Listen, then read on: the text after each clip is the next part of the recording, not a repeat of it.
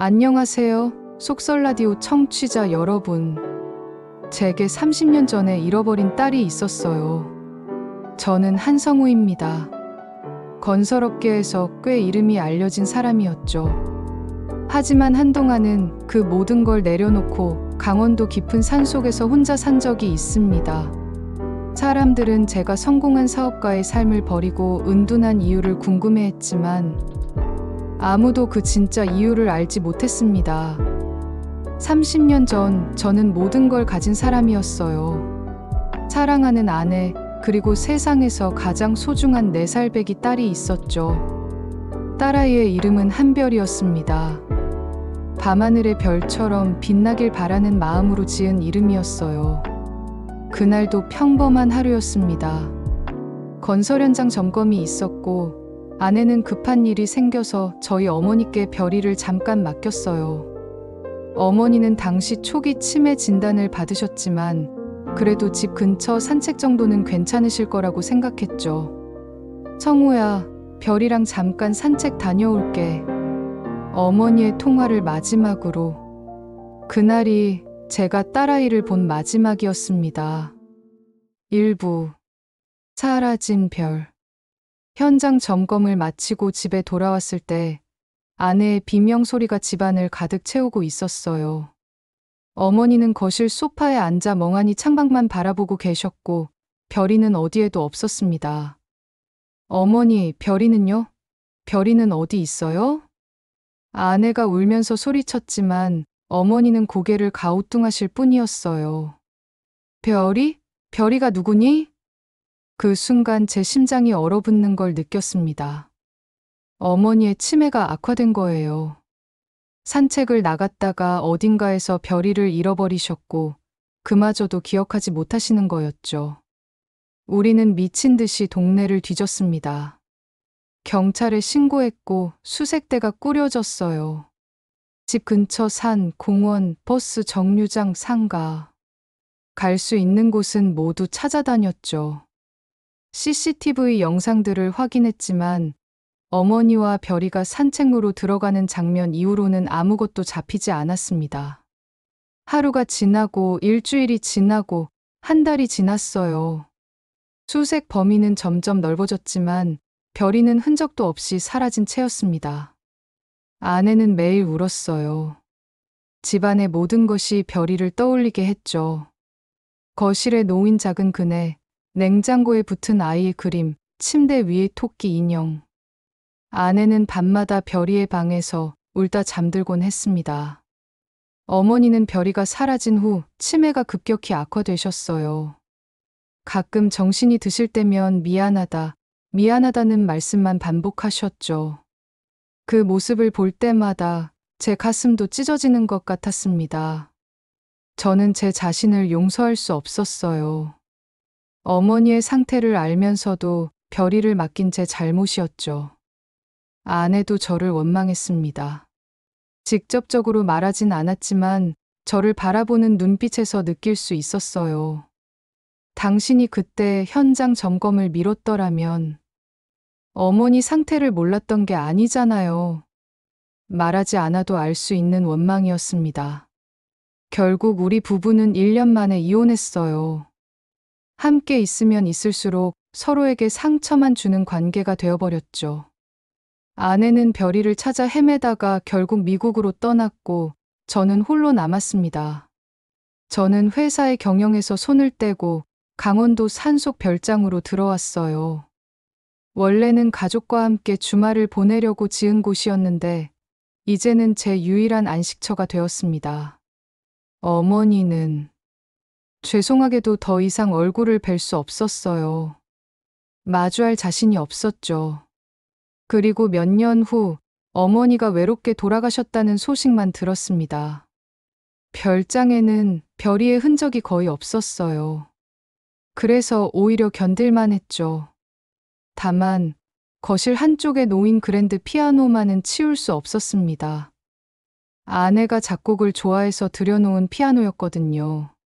아내는 음악을 전공했어요. 우리가 처음 만났을 때 그녀는 작은 카페에서 피아노를 치고 있었죠. 그녀가 만든 곡 중에 밤하늘의 선율이라는 곡이 있었습니다.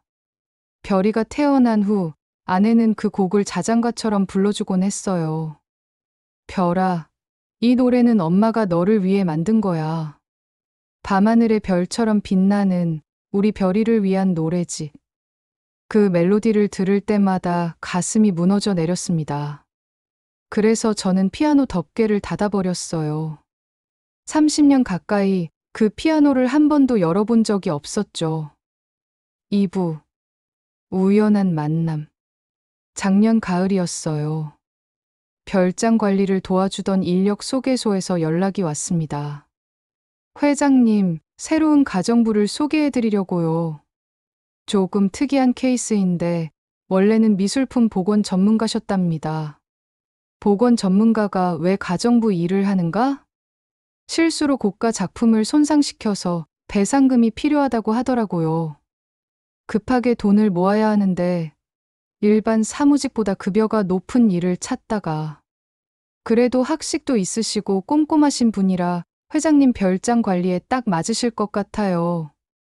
사실 저는 사람을 많이 만나고 싶지 않았어요. 하지만 늙어가다 보니 혼자서는 별장 관리가 버거워지더라고요. 일주일에 몇 번 와서 청소하고 간단한 식사 준비를 해줄 사람이 필요했죠. 며칠 후 그녀가 왔습니다. 안녕하세요. 이세아라고 합니다. 잘 부탁드립니다. 30 중반쯤 되어 보이는 여성이었어요. 단정한 외모에 조용한 말투를 가진 사람이었죠. 첫인상은 나쁘지 않았습니다. 보건 전문가라고 들었어요. 힘들지 않겠어요?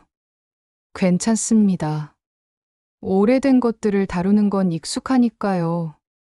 별장도 관리하는 것도 비슷하다고 생각해요. 그녀는 그날부터 일주일에 3번씩 별장에 왔습니다. 청소를 하고 냉장고를 정리하고 간단한 밑반찬을 준비해두고 갔어요. 저는 가능한 그녀와 마주치지 않으려 했죠. 서재에 들어박혀 있거나 산책을 나가곤 했습니다. 어느 날 오후였어요. 평소보다 일찍 산책을 마치고 돌아왔는데 거실에서 이상한 소리가 들렸습니다. 30년 만에 처음 듣는 소리였죠. 피아노 소리였어요. 제 발걸음이 저절로 멈췄습니다. 누군가 피아노를 치고 있었어요. 그것도 아주 조심스럽게 건반을 하나하나 눌러보듯이. 거실 문을 살짝 열고 안을 들여다봤습니다. 가정부가 피아노 앞에 앉아 있었어요. 먼지를 닦은 흔적이 보였고 오래 닫혀있던 덮개가 열려 있었죠. 그녀는 건반을 천천히 누르며 무언가를 연주하기 시작했어요. 처음에는 서툴렀지만 점점 멜로디가 완성되어 갔습니다. 그 순간 저는 숨이 멎는 것 같았어요. 그 멜로디, 그건 밤하늘의 선율이었습니다. 아내가 만든 곡, 세상에 공개된 적 없는 오직 우리 가족만 알던 그 곡이었죠. 어떻게 그녀가 그 곡을 알 수 있을까요? 저는 벽에 기댄 채 온몸이 얼어붙는 걸 느꼈습니다. 심장이 너무 빠르게 뛰어서 숨을 쉬기가 힘들 정도였어요. 그녀는 곡을 끝까지 연주했습니다. 마지막 음이 울려 퍼지고 나서야 한숨을 내쉬더니 혼잣말을 했어요. 이상하네. 이 멜로디가 왜 이렇게 익숙하지? 할머니가 가르쳐 주셨던 건가? 할머니? 저는 조용히 서재로 돌아왔습니다. 머릿속이 복잡했어요. 우연의 일치일까요? 아니면 그날 밤 저는 잠을 이룰 수 없었습니다. 다음 날부터 저는 그녀를 유심히 관찰하기 시작했어요. 평소처럼 피하기보다 함께 있는 시간을 늘렸죠. 오늘 점심은 제가 준비한 걸로 같이 드실래요? 처음에 그녀는 놀란 것 같았어요. 그동안 제가 거의 말을 걸지 않았으니까요. 아, 괜찮습니다. 도시락을 싸왔어요. 아니에요. 제가 혼자 먹기엔 너무 많이 차려졌어요. 같이 먹어요. 식사를 하면서 저는 그녀를 관찰했습니다. 그녀는 된장찌개를 떠먹다가 갑자기 표정을 찌푸렸어요. 왜 그래요? 아, 죄송해요. 저 당근을 못 먹어서요. 알레르기가 있거든요. 당근 알레르기. 별이도 당근 알레르기가 있었어요. 어릴 때 당근을 먹이면 온몸에 두드러기가 났죠. 아내가 얼마나 조심했는지 몰라요. 매운 음식은 좋아해요? 네, 아주 좋아해요. 할머니가 늘 싱겁게 드셔서 제가 따로 고춧가루를 넣곤 했어요. 별이도 유난히 매운 걸 좋아했었어요. 4살짜리가 김치를 그렇게 잘 먹는 게 신기할 정도였죠.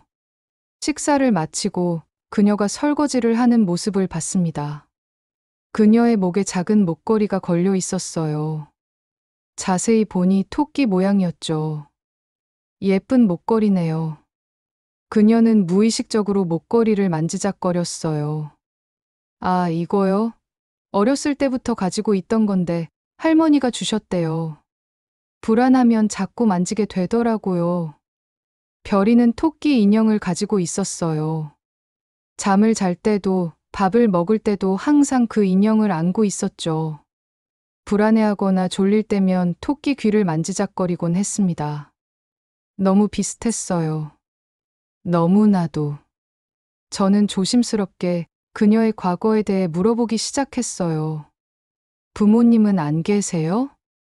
기억이 안 나요.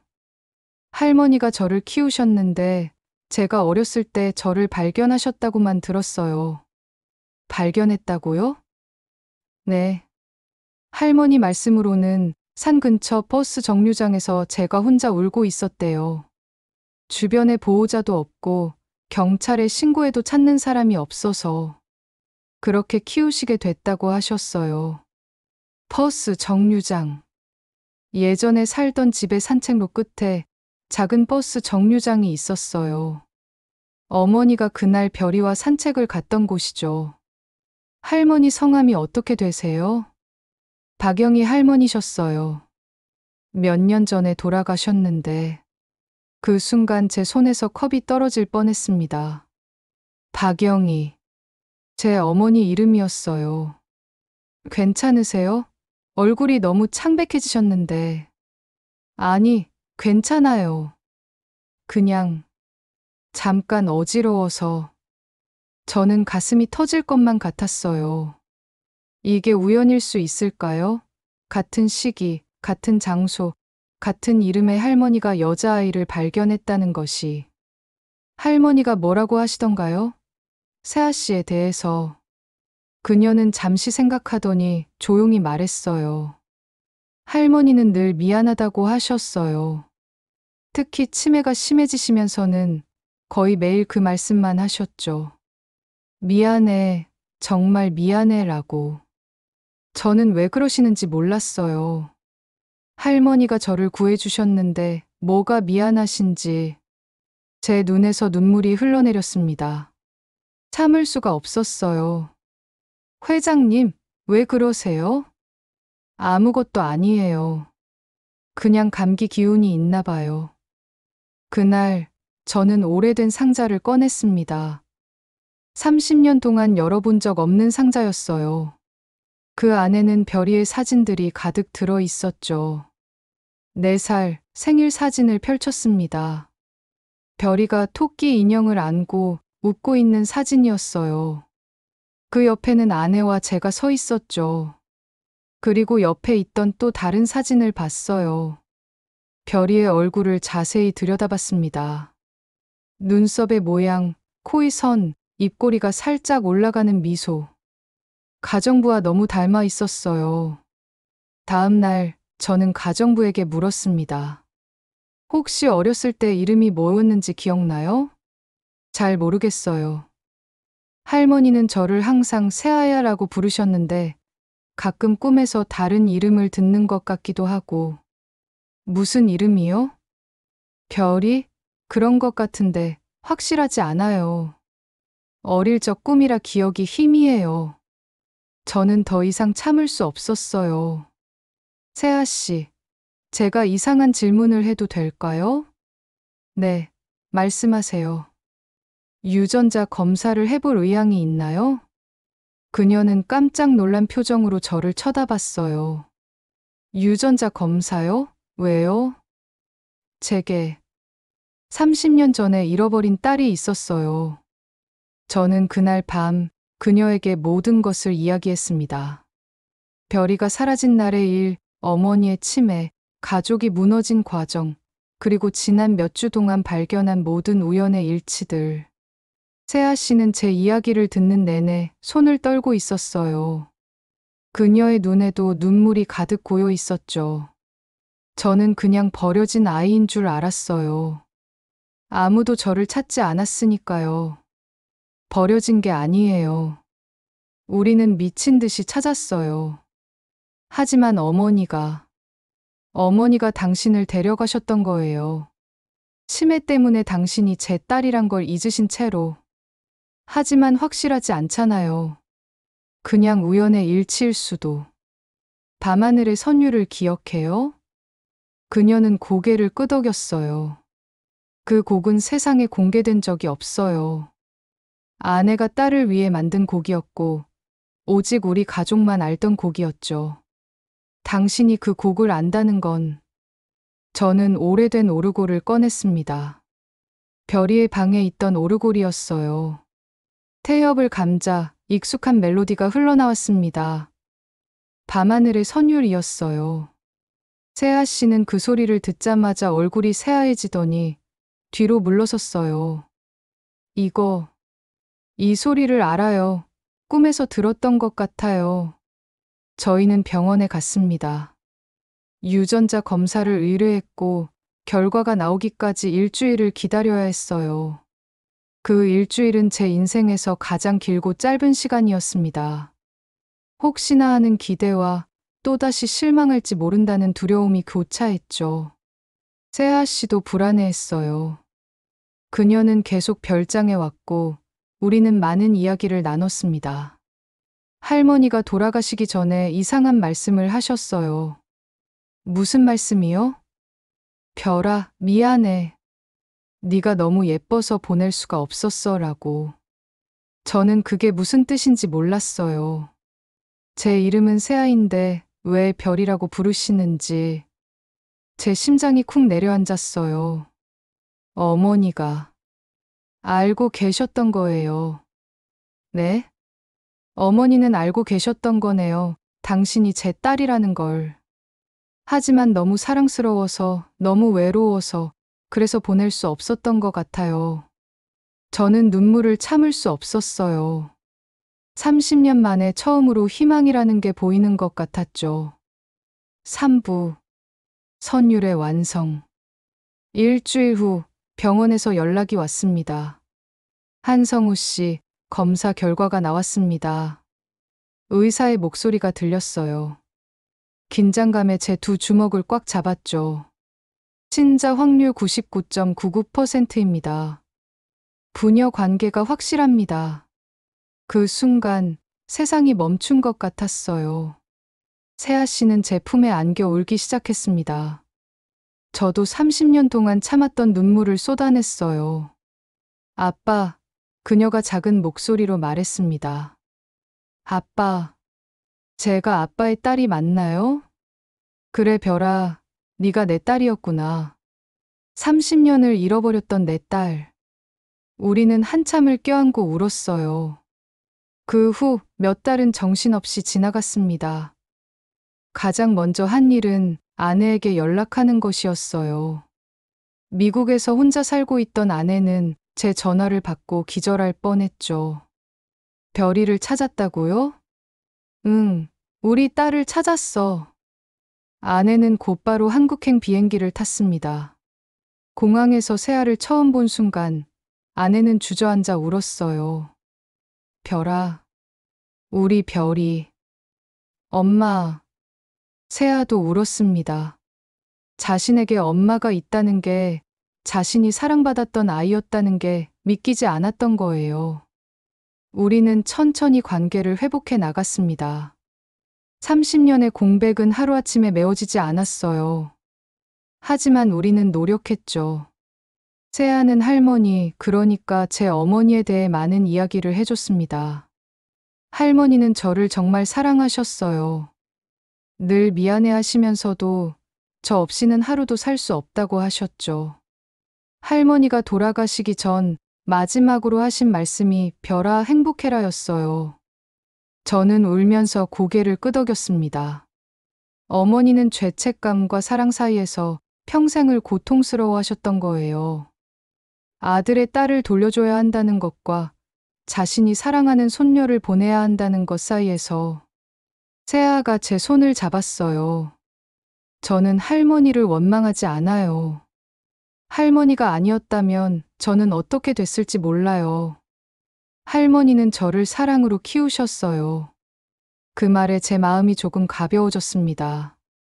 세아와 함께 보내는 시간이 많아지면서 우리는 서로의 30년을 조금씩 나눴어요. 아빠는 30년 동안 어떻게 지내셨어요? 그냥 견디기만 했지. 그저 하루하루를 버텼단다. 그러다 더 이상 사람들을 만나는 게 힘들어져서 이곳으로 들어온 거야. 외롭지 않으셨어요? 외로웠지. 매일 밤 네 생각만 했어. 지금쯤 어디서 뭘 하고 있을까? 행복하게 살고 있을까? 아니면 이 세상에 없는 건 아닐까? 제 목소리가 떨렸습니다. 가장 힘들었던 건 너의 생일날이었단다. 매년 그날이 되면 오르골을 꺼내서 들었지. 밤하늘의 선율을 들으면서 너를 떠올렸어. 세아도 눈물을 흘렸습니다. 저도 뭔가 빠진 것 같은 느낌이 늘 있었어요.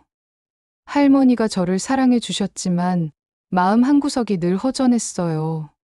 생일날이 되면 이유 없이 슬퍼지곤 했죠. 아내는 한국에 머물면서 세아와 시간을 보냈어요. 처음에는 어색했죠. 서로 어떻게 대해야 할지 몰랐으니까요. 미안해, 별아. 엄마가 너를 지키지 못해서 미안해. 아니에요, 엄마. 우리는 아무도 잘못한 게 없어요. 아내와 저는 오랜만에 함께 앉아 이야기를 나눴어요. 여보, 우리 다시 시작할 수 있을까요? 아내가 조심스럽게 물었습니다. 잘 모르겠어. 30년이라는 시간이 너무 길었잖아. 우리도 많이 변했고. 하지만 별이가 돌아왔잖아요. 우리 딸이. 그게 우리가 다시 함께할 이유가 될 수 있을까? 별이를 위해서라면 억지로라도? 아내는 고개를 저었어요. 아니, 억지로는 안 돼요. 다만, 나는 당신을 여전히 사랑해요. 미워하려고 했지만, 원망하려고 했지만, 결국은 사랑이 남았어요. 저도 고백했습니다. 나도 그래. 당신을 잊으려고 했지만, 잊을 수가 없었어. 우리는 천천히 다시 가까워지기로 했어요. 30년의 상처를 하루아침에 치유할 수는 없지만 함께 노력하기로 했죠. 세아는 미술품 복원 일을 계속했어요. 다행히 배상금 문제도 해결됐고 다시 자신의 일에 집중할 수 있게 됐죠. 아빠, 제가 이 오르골을 복원해도 될까요? 세아가 어느 날 제게 물었습니다. 30년 된 낡은 오르골을 들고서요. 복원이 가능해? 이 오르골 정말 소중한 거잖아요. 제대로 된 소리를 되찾아주고 싶어요. 세아는 몇 주에 걸쳐 오르골을 복원했습니다. 녹슨 부품을 교체하고 태엽을 수리하고 음을 조율했죠. 완성된 오르골 소리를 들었을 때 저는 또 울었어요. 30년 전 그때의 선율이 그대로 살아난 것 같았습니다. 고마워, 별아. 아니에요, 아빠. 제가 더 고마워요. 저를 찾아주셔서, 저를 받아주셔서. 저는 딸을 꼭 껴안았습니다. 별장도 조금씩 변해갔어요. 아내가 다시 피아노를 치기 시작했고, 세아도 함께 연주를 배웠죠. 거실에는 웃음소리가 가득 찼습니다. 정원에는 새 그네를 설치했어요. 세아는 30 중반의 나이에도 그네를 타며 즐거워했습니다. 아빠, 저 어렸을 때도 그네 좋아했어요? 너무 좋아했지. 하루 종일 그네만 탔어. 엄마가 얼마나 애를 먹었는지 몰라. 그럼 지금 제가 그네 타는 거 보고 옛날 기억이 나시겠네요? 응, 그때 그대로야. 우리 별이가 그대로 돌아왔어. 사부. 화해와 치유. 세아는 저에게 할머니, 그러니까 제 어머니에 대한 이야기를 많이 들려줬습니다. 할머니는 요리를 정말 못하셨어요. 늘 음식을 태우셔서 제가 어릴 때부터 요리를 배워야 했죠. 어머니가 원래 요리를 잘하셨는데 치매 때문에 그렇게 되신 거야. 할머니는 밤에 자주 악몽을 꾸셨어요. 미안해 성우야, 별이를 돌려줄게 라고 잠꼬대를 하시곤 했죠. 저는 성우가 누군지, 별이가 누군지 몰랐어요. 그 이야기를 들으니 가슴이 아팠습니다. 어머니는 치매 속에서도 죄책감에 시달리셨던 거예요. 어머니도 고통스러우셨을 거야. 아들을 배신한 것 같은 죄책감과 손녀를 사랑하는 마음 사이에서 저는 어머니에 대한 원망을 조금씩 내려놓을 수 있었어요. 어머니도 피해자였던 거죠. 병 때문에 어쩔 수 없는 선택을 했고, 그로 인해 평생 고통받으셨던 겁니다. 어느 날, 저는 어머니 납골당을 찾아갔습니다. 세아와 아내도 함께였어요. 어머니, 저희가 왔어요. 별이도 함께 왔어요. 세아가 유골함 앞에 무릎을 꿇었습니다. 할머니, 항상 감사했어요. 저를 사랑해 주셔서, 저를 키워 주셔서. 할머니가 없었다면 저는 어떻게 됐을지 몰라요. 저도 무릎을 꿇었습니다. 어머니, 그동안 원망만 했던 거 용서해 주세요. 어머니도 아프셨던 거잖아요. 어머니도 피해자였어요. 아내도 눈물을 흘리며 절을 했습니다. 어머니, 별이를 지켜주셔서 감사합니다. 어머니가 아니었다면 우리 딸은 어떻게 됐을지. 우리는 한참을 그렇게 있었어요. 30년의 상처와 오해를 풀어내는 시간이었습니다. 돌아오는 길에 세아가 물었어요. 아빠, 후회하세요? 그날 현장 점검을 나간 거. 매일 후회했어. 30년 동안 하루도 빠짐없이. 하지만 이제는 알아. 그게 내 잘못이나 어머니의 잘못만도 아니었다는 걸. 그냥 불행한 사고였던 거죠. 누구도 원하지 않았던 비극이었어. 하지만 그 비극 속에서도 우리 딸은 사랑받으며 자랐어. 어머니가 너를 지켜주셨으니까. 그날 후로 저는 30년간 짊어졌던 짐이 조금 가벼워지는 걸 느꼈습니다. 시간이 흘러 세아도 결혼했습니다. 좋은 사람을 만나 예쁜 결혼식을 올렸어요. 아빠, 결혼식 입장할 때 당연히 같이 걸어주실 거죠? 당연하지. 딸의 손을 잡고 버진로드를 걷는 순간 저는 울컥했습니다. 4살 때 잃어버렸던 딸이 이제 어엿한 어른이 되어 결혼을 하다니. 별아, 행복해야 해. 그럼요.